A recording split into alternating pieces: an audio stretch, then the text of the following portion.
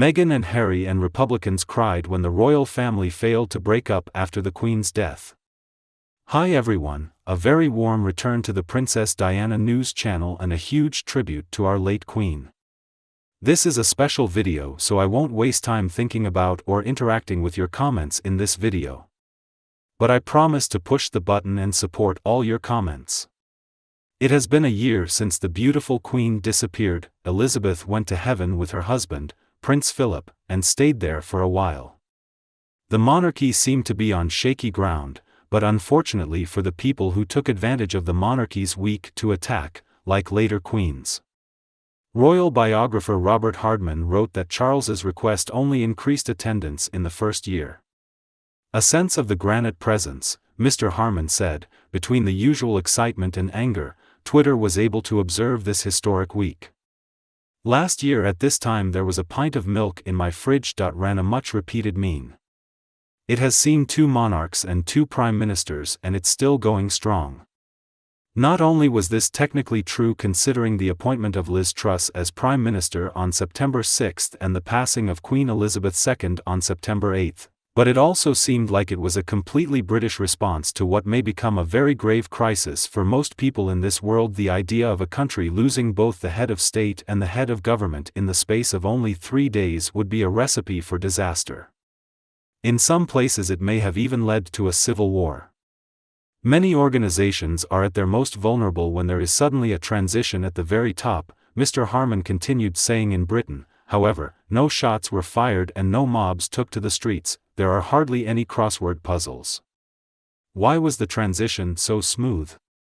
I think this is due to, or taken for granted, the inherent stability and continuity of a constitutional monarchy.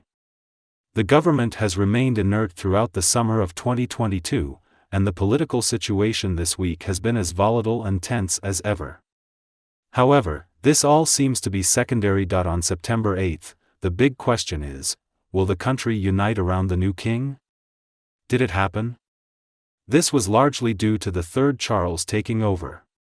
No one in the palace needed to be reminded of the dangers of the monarch's absence.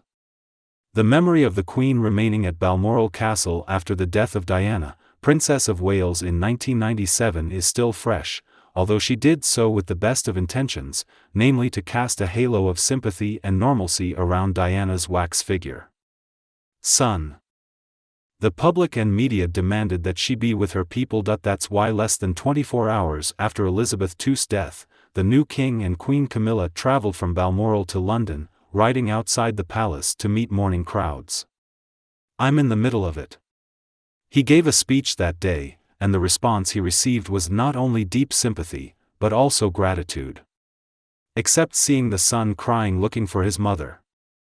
This is a sovereign who rules over his people. With dusk falling, the king made that historic address to the nation on television, solemnly pledging himself to his people as the Queen herself did with such unswerving devotion, and sending her on her last great journey to join my dear late papa, a passionate champion of Shakespeare. He concluded with words from Hamlet, "May flights of angels sing thee to thy rest," that he had well and truly nailed. It was confirmed 3 days later by a poll on public reactions to the broadcast. It showed that an astonishing 94% thought it had been a very good or good speech.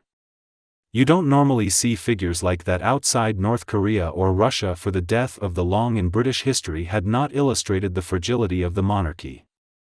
As many commentators, especially Republican ones, had foretold, rather, it was a reminder of royalties, the feeling of staying in granite. What an incredibly impressive assessment of the power of the monarchy. And it's interesting to think about, because today we live in a very divided secular world, which is very different from the social and cultural landscape that greeted the late Queen at the beginning of her reign. This practice is extremely difficult to follow. I don't think anyone would disagree with that, and I think it depends on a combination of factors, some of which are beyond the royals' control, but some of which can be attributed to the new king. You always hear about a honeymoon period when somebody starts a new job, but I don't think the king enjoyed any such period.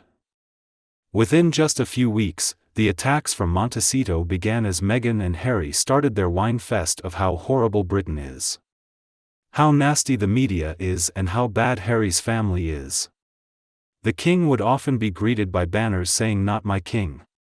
These were organized by the pressure group Republic. Sure, there were not many protesters in comparison to the crowds waiting to greet him, but anyway, the people shouting would always get together, and the king's response, whether it was after Meghan and Harry had lobbed a new grenade, or there was another demonstration. He has just done the same thing. He wants to get on with the job cheerfully, and he's not going to react, he's not going to comment. Probably the worst incident happened on the day that he received the honours of Scotland at a ceremony that was billed incorrectly as his Scottish coronation. The Scottish authorities had given the Republican group a prime demo position right opposite St. Giles's Cathedral, which meant that everybody could hear some of the chanting from the seats inside. Some royalists and some elders of the church were absolutely horrified, but the king and queen seemed unfazed, and ever since then the protests, much like Meghan and Harry's little attacks, losing power. After all, the monarchy was always designed for the long game. People often forget that the king endured protests and rumors since his student days. Though these people eventually move on and he doesn't. I mean, last year the people who hated King Charles believed he would be such a threat to himself. There was a Guardian columnist who wrote about the king a few days after the funeral of Queen Elizabeth II's mother. The man writes about an uneasy mixture of insecurity and privilege. He gave Republicans hope because he had a better chance of expressing his ideas than his mother, who believed monarchs, like Victorian children, should be seen rather than heard. Well, it looks like the anti-royalist excitement is unfounded. They failed to consider that the man who had held the throne for the longest time in history might have thought about this issue. This explains why there is no such opinion. Mr. Harman also said that in interviews, the king sometimes acknowledged that he was aware of the meeting's restrictions. But it will always retain its ability to bring people together. So it's his ability to bring people together and get them to share their perspective. That's exactly what he's done multiple times over the past year. Just over a month after his coronation at Buckingham Palace, he held a new type of reception to celebrate an initiative called Astra Cata. The king has made his opinions on protecting the planet well known, so it's not like he really needed to go into all that again. But this time he was talking about extending the same ideas into space in response to all the space trash that's floating in orbit. Now, before he became king, he probably would have enjoyed giving a pretty long speech, but this time he didn't do that. There were just a few words of welcome, but the point was obvious as the king was talking about the hope that we can ensure the pro-face having made rather a mess of this planet. There was absolutely no question of crossing any kind of constitutional boundaries. Friends of the king have talked about a renewed confidence that they see in him, and this is supported by the fact that he doesn't have to worry about stepping on his mother's toes anymore.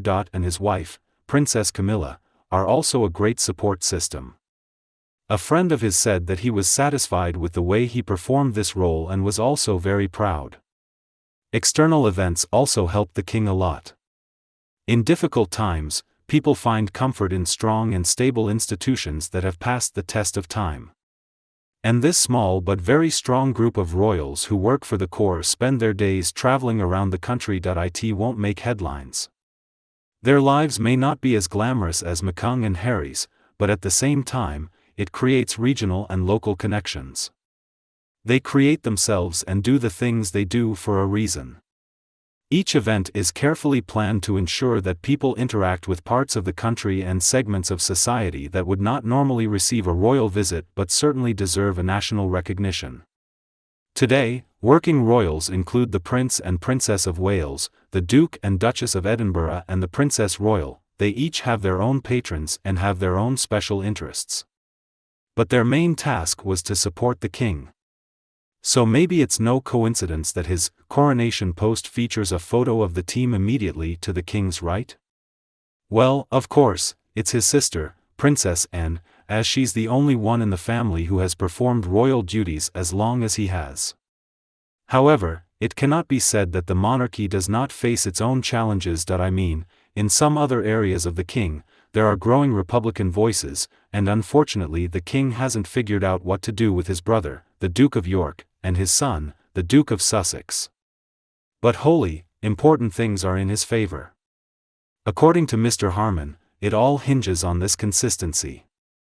You see, if the public has faith in the fundamental pillars of the country, the state, the judiciary, the army, the civil service, they'll be more willing to accept some chaos and trouble in Westminster. Do not support a particular politician who is loyal to the crown. They didn't pledge allegiance to someone like Putin or Trump, or I mean even the New York Times. That's not professional at all. The monarchy must recognize that the monarchy means that Britain avoids the dangers of presidentialism, which many political scientists now consider a particularly unstable form of democracy. You are right.